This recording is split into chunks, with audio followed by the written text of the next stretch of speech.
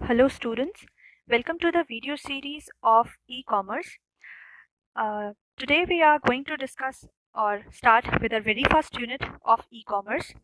So that would be covering the following topics: definition, technology and prospects, need of e-commerce, economic potential of e-commerce, incentives for engaging in e-commerce, forces behind e-commerce, advantages and disadvantages, architectural framework, impact of e-commerce on business.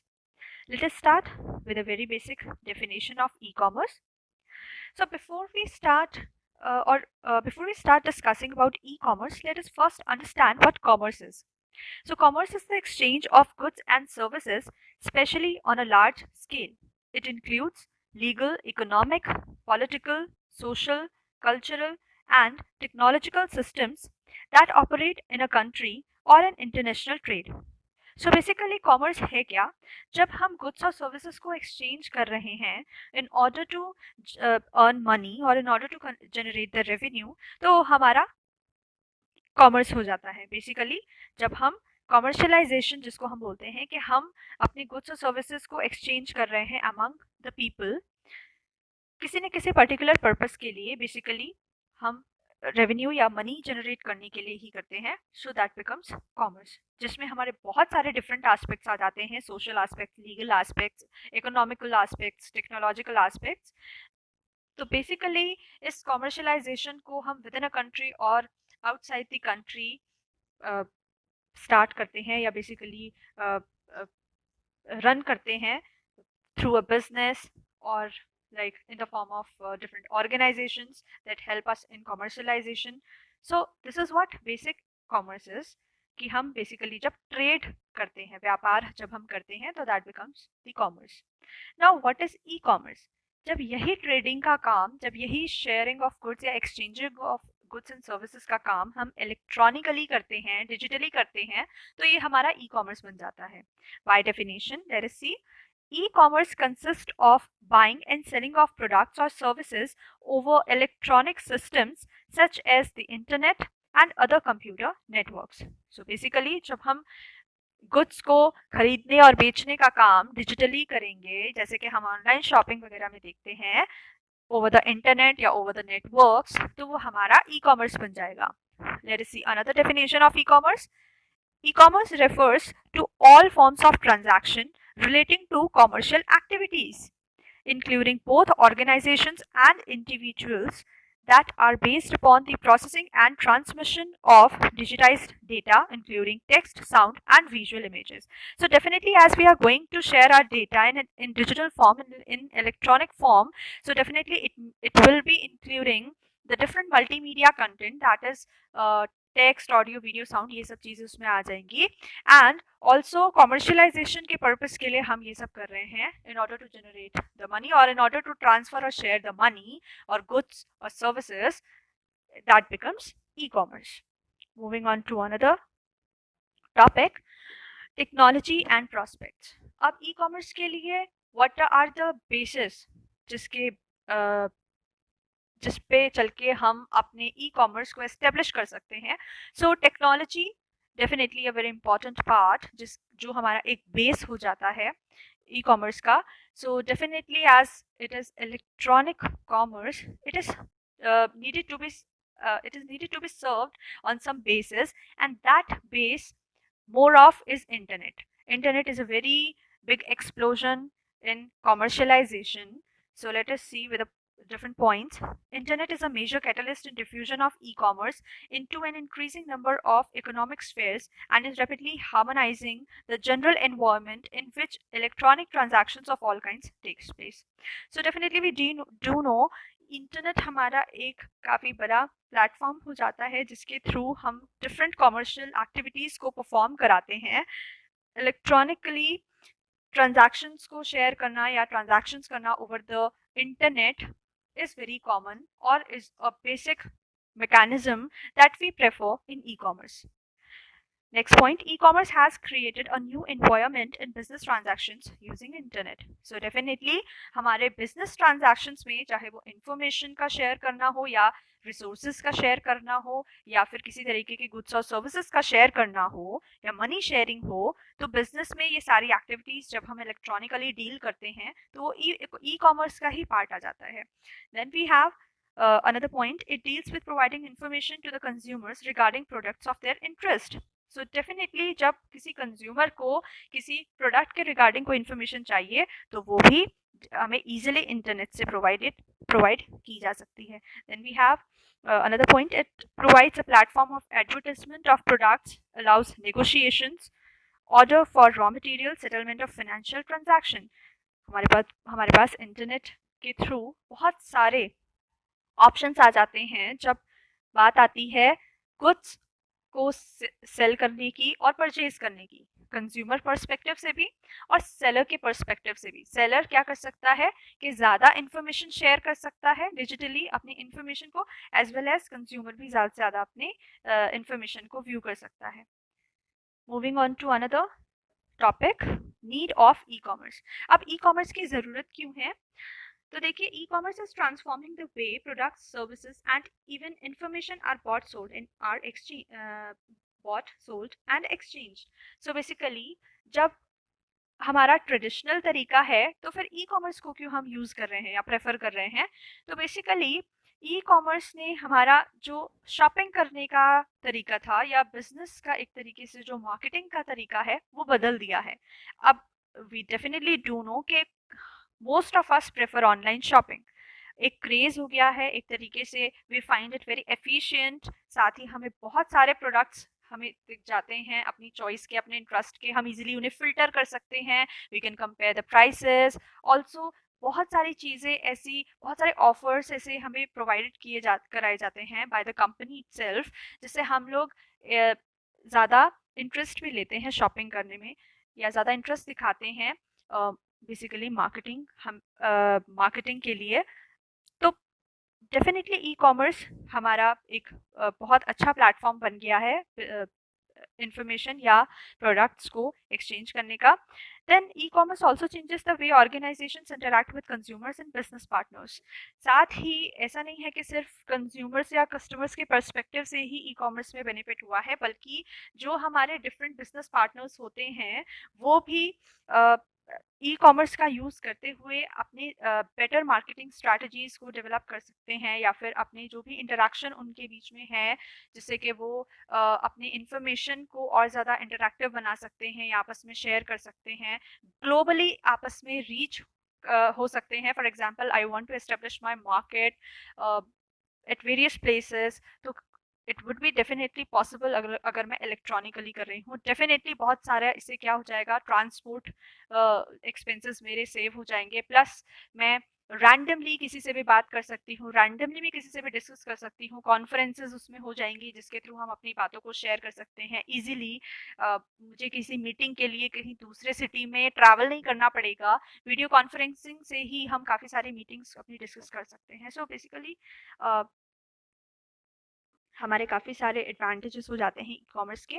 Then e commerce also involves making use of internet to penetrate new markets, discover or create new sales channels, and get closer to customers and business partners through electronic communication channels. So e commerce हमारा marketing के लिए भी एक बहुत better way हो जाता है. किस तरीके से स्मॉल मार्केट हो या big market, that is small business हो या लार्ज बिजनेस हो, तो इजीली मार्केट में एंटर कर सकते हैं, अपने सेल्स चैनल्स को क्रिएट कर सकते हैं, ज़्यादा कस्टमर के साथ इंटरैक्ट कर सकते हैं इन अ बेटर वे, और अपने बिजनेस पार्टनर्स के थ्रू भी, एज वी हैव डिस्कस्ड कि अपने बिजनेस पार्टनर्स के थ्रू वीडियो कॉन्फ्रेंसिंग से ही वो ग्लोबली भी रीच कर सकते हैं. So it is a very big advantage of e commerce. Moving on to another slide, economic potential of e commerce. So basically हमने देखा कि किस तरीके से ई कॉमर्स हमारे डिफरेंट पर्सपेक्टिव में हमारी हेल्प करता है. इसी तरीके से इकोनॉमिक पोटेंशियल में भी किस तरीके से हेल्प करता है कि ई कॉमर्स एंड रिटेल इंडस्ट्री के हमारा जो भी रिटेलर्स होते हैं यानी कि जो थोक में बेसिकली हमारा सामान वगैरह परचेज करते हैं, तो वो भी क्या है, जो सामान हमारा ट्रैवल होना है या उसके लिए हमें एक इधर से उधर बेसिकली जो भी उसमें ट्रैवल कॉस्ट लगता है या बैक ऑफिस कॉस्ट लगती है, तो वो उसे कट कर सकते हैं। So retailers are first to bear the impact of cost cutting. अगर कॉस्ट कहीं पे कट कर सकते हैं तो डेफिनेटली वहाँ पे कोशिश होती है कि हम कहाँ से अपने पैसे को बचाएं। So retailers cut back office cost, reduce profit margins, buy products more wisely, invest more in technology. तो ऐसा करके रिटेलर्स को भी बेनिफिट होता है ऑफ कोर्स अपने मार्केट को ग्रो करने के लिए। Then e commerce and marketing. अब डेफिनेटली ट्रेडिशनल हमारा क्या तरीका होता था कि हम उसके लिए मार्केटिंग पर्पस के लिए डिफरेंट पोस्टर्स या टेम्पलेट्स वगैरह यूज़ करते हैं, लेकिन ई कॉमर्स के थ्रू हम क्या कर सकते हैं, डिजिटल मार्केटिंग कर सकते हैं। हम देखते हैं कि हम कोई भी ऐप यूज़ कर रहे हैं, उसमें हमारे एडवर्टिजमेंट्स आते हैं। सो बेसिकली एडवर्टिजमेंट हमें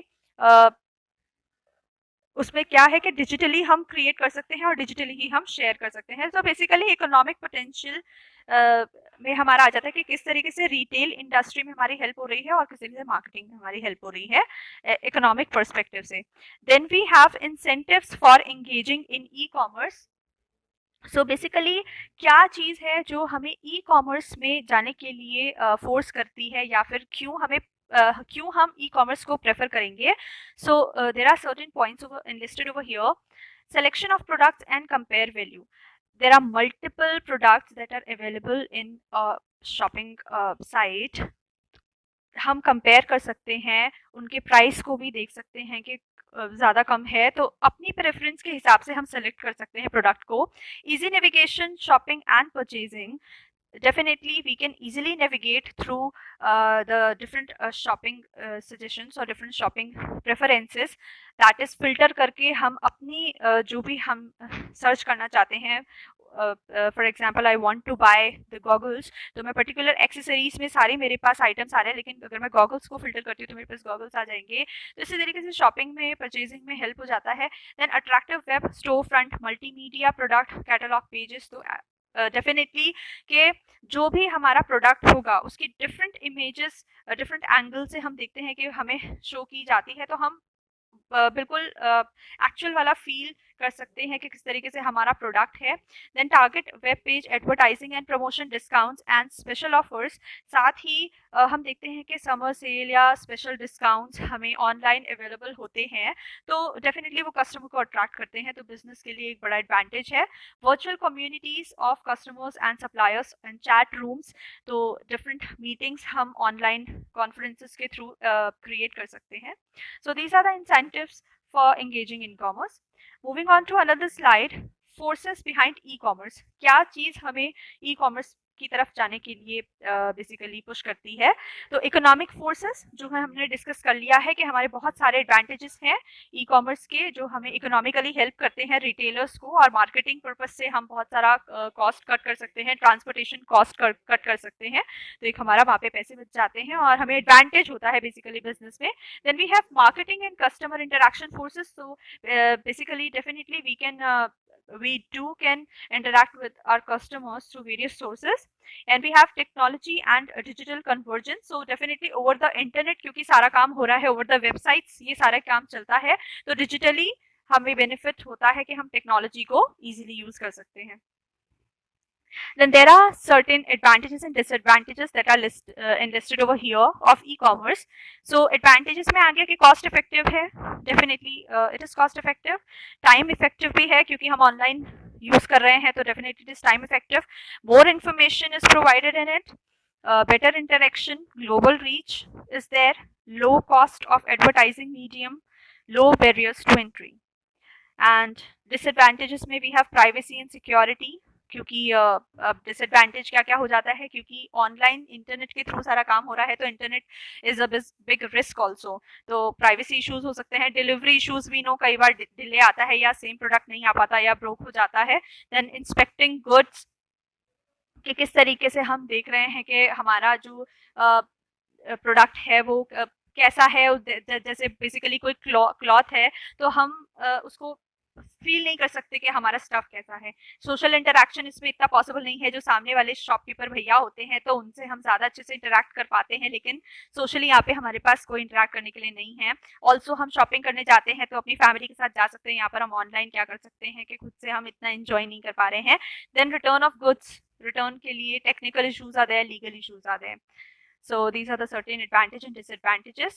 Moving on to another slide, architectural framework. तो एक बेसिक स्ट्रक्चर हो गया ई कॉमर्स का, जिसमें हम देख सकते हैं कि हमारा इंटरनेट या नेटवर्क स्टैंडर्ड्स जो होते हैं वो हमारे एज अ बेस सर्व करते हैं। उसके अलावा हमारे पास ई कॉमर्स के लिए डिफरेंट एप्लीकेशंस के लिए हमारे पास इंफॉर्मेशन शेयरिंग के लिए हमारे पास प्रॉपर इंफ्रास्ट्रक्चर होना चाहिए इंटरनेट का, जो डिफरेंट प्रोटोकॉल्स होते हैं HTTP SMTP मेल्स के लिए। And then we have different network multimedia content, तो उसके लिए हमारे पास प्रॉपर जो लैंग्वेजेस होती हैं जिसके थ्रू हम मल्टीमीडिया कंटेंट को अपनी साइट के लिए डिज़ाइन करेंगे। Also we have different aspects, legal aspects, security aspects and business aspects of e commerce. Then moving on to the another slide, impact of e-commerce on business. तो business पे क्या impact पड़ता है e-commerce का? So increased potential market share. एक तो marketing में definitely हमारी हेल्प हो जाती है, किस तरीके से हम मार्केट में एंटर हो पा रहे हैं तो उसमें हमारी काफ़ी हेल्प हो जा रही है। लो कॉस्ट एडवर्टाइजिंग, डेफिनेटली इसमें हमारे बैनर्स वगैरह, टेम्पलेट्स वगैरह का खर्चा नहीं होता, ट्रांसपोर्टेशन का खर्चा नहीं होता, तो डेफिनेटली हम ग्लोबली इंटरनेट के थ्रू ही काफ़ी अपने प्रोडक्ट का प्रचार कर सकते हैं।